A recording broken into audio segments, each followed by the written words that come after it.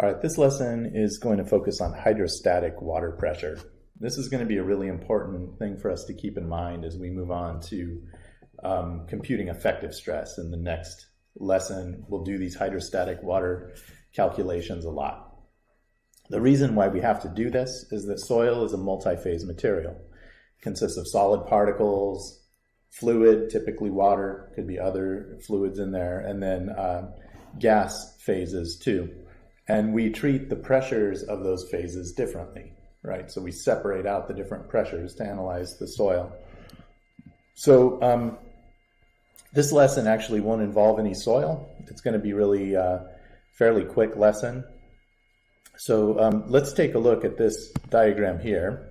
Assume that we have this cylinder and it's full of water. And the water is not moving. All these boundaries are impermeable. That's what those little lines mean. If I draw those, it either means that that surface is mechanically rigid, so there's no deformation, or it's impermeable, so no water will flow through it, or both. Okay, and then we have the water surface right there in that cylinder.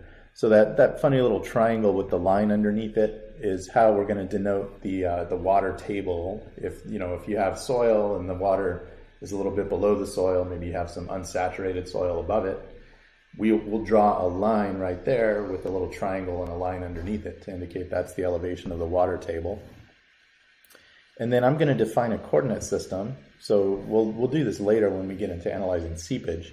We always have to define a datum, and that datum is the elevation where we're going to set z equals 0, where z is elevation. And then we're going to measure elevation positive in the upward direction. One thing to keep in mind is that we're often using depth when we deal with soil mechanics, but a lot of the equations that we derive will use elevation, and elevation is going to be positive upward. So we'll keep that sign convention here for this lesson.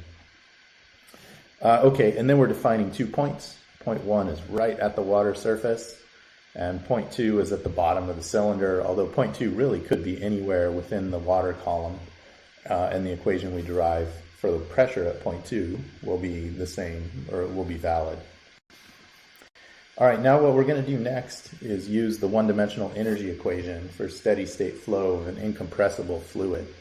And we'll use this equation a lot in the next section when we get to analyzing seepage. It turns out when we get to seepage, it gets a little more complicated. So again, remember the water in the cylinder is not moving, it's just sitting there. That's not always the case in soil mechanics. Sometimes water flows through the soil and that changes the pressure. And we'll use this energy equation to analyze some of those pressure changes.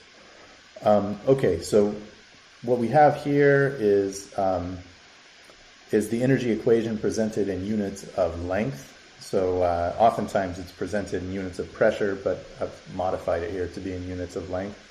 So we have V1 squared over 2g, where V1 is the velocity of the water at point 1, g is the acceleration of gravity, plus U1 over gamma W, where U1 is the pressure at point 1, gamma W is the unit weight of water, plus Z1, where Z1 is the elevation at point 1, right? So that this whole thing on the left side defines the total head at point 1, and we'll get to this later. That's not really the point of this lesson, but when we get to seepage, we'll talk a lot about total head.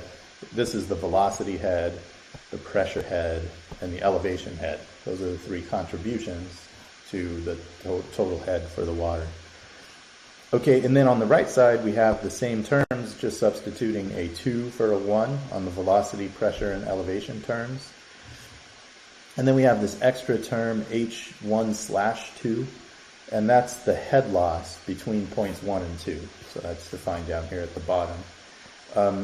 If water flows through a pipe, let's say, as the water's flowing, there's friction between the water and the pipe. And as a result of that friction, there's head loss. Okay, if the pipe bends, turns a corner or something like that, the fluid has to change direction, and that causes head loss too. And similarly, if water flows through a porous material like soil, as the water flows around the soil particles, it loses head due to friction. So head loss occurs when there's flow through a material that results in head loss. Now in this case, a lot of these terms are 0, right? We've made this really simple problem. So we've said the water is not moving. It's just sitting in the cylinder. Therefore, the velocities at point 1 and 2 are both 0. Okay, and then similarly, if the water moves through a pipe, there's head loss. In this case, there's no water flow, right? The velocity is 0. Therefore, the head loss between points 1 and 2 is also 0. So we've managed to get rid of this term and the 2 velocity terms. We only have 4 terms left. So if we come down and substitute in, we get this equation here, u1 over gamma w plus z1 is equal to u2 over gamma w plus z2. Of course, now we can also substitute what we know about the pressure and elevation at point 1.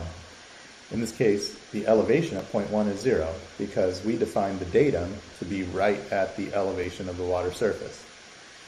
I'll argue that that's usually a really good point to put the datum. Technically, we could put the datum anywhere. We could have put it at the bottom of the cylinder and measured z upward that way. We can put it really wherever we want to put it, and the equation works fine. It's just easiest to put the datum right at the water surface. So that's what I recommend, but you could try it. After this lesson, go through maybe and put the datum at point 2 and rederive the equation. You get the same thing for the pressure at point 2. Okay, the other thing that we have is 0 pressure at the water surface.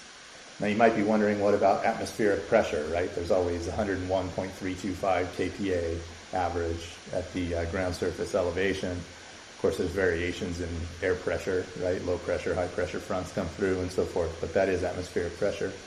But what we're dealing with here is gauge pressure.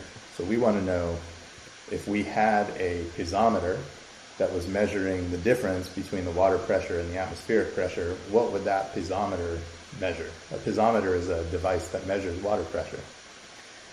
If you put the piezometer down at point 2, it's going to read something because it's down, it's down at the bottom of this cylinder, so there's some pressure there. If you put it right at the surface, it's going to read 0, because if you just hold the piezometer in the air, it reads 0. So we can plug in zeros on the left side, and then we really simplify things down to a very easy equation. 0 is equal to u2 over gamma w plus z2. Okay, now we can solve for u2. u2 is equal to minus gamma w times z2. Really an easy calculation. But as I mentioned before, a lot of the time we use depth instead of elevation. And it's always important to get these right. It's easy to confuse them, but they are different quantities, right? Depth and elevation are inverse of each other. So, or the negative of each other, actually. So here's a drawing that shows the water surface. Elevation is measured up from that surface, and the depth below the water table I'm calling d sub w. It's positive downward, right? So depth is positive in the downward direction. This is important to keep in mind when you're making figures. If you plot something versus depth, like say you wanted to plot water pressure versus depth, that y-axis should be positive numbers, not negative numbers. If you plot it versus elevation, it will probably be negative numbers if the datum is right at the water surface. So just keep that in mind. Okay, and then what we have is the depth below the water table is equal to minus z. So u2, again, point 2 was down there at the bottom. It's equal to minus, sorry, this should be a positive sign. There we go, I got rid of it. u2 is equal to gamma w times dw2, where, let me annotate what dw2 is. It would just be this height right there between the water table and point 2. And if you wanted to compute it at a different point, it would have a different index there, and you could put another 0.3 in the middle if you wanted to. Okay, now let's take a look at the Mohr Circle. This is kind of the last step for this lesson. I promised you it would be short, right? So the Mohr Circle is really simple. Water under hydrostatic conditions cannot sustain shear stress. So that means if the water's not moving, there's no velocity, there's no shear stress in the water. So the Mohr Circle is just a point. Now, if you do a belly flop off of a diving board, your belly's going to hurt, right? So that's water can sustain shear stress under dynamic loading conditions. So it can definitely, it has viscosity, right? But we're talking about water that's not moving at all. The reason why your belly hurts when you do a belly flop is that you're moving a lot of water out of the way, right? And that causes pressures to be on your body. So if we plot the Mohr circle, it's actually just a point, right? Since water cannot sustain shear, the y-axis has to be 0. Therefore, we have just a point on the x-axis there. And at point 2, that pressure value is U2. Then if we want to compute the stress tensor for the water pressure, we would have the sigma ZZ equals sigma YY equals sigma XX, which is equal to U2. And all of the other terms are going to be 0. So I'm using an notation here where I'm using indices I and j. So sigma ij equals 0 if I is not equal to j. Let me just explain what that means. If I is equal to j, that would be 1, 1, 2, 2, 3, 3, right? If I is not equal to j, that would be 1, 2, 1, 3, 2, 3, and all of the other off-diagonal ones. So this is kind of a shorthand notation that allows us to get this done pretty quickly. So anyway, here's the Mohr circle of stress corresponding to the point at point 2. And again, the reason we're doing this is that we're also going to analyze in the next section the solid pressure. What's the pressure between the solid particles? And we'll get a different stress tensor there. And then we'll look at the difference between those two for reasons that I'll talk about in the next lesson.